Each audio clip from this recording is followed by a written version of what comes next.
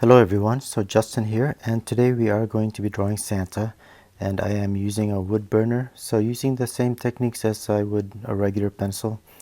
In this particular sketch, very important to kind of convey the different textures like the fur, the white fur of his hat and his beard. So you'll want to use like a thinner pencil, thinner line. In this case I'm using very light heat for the wood burner to convey the same.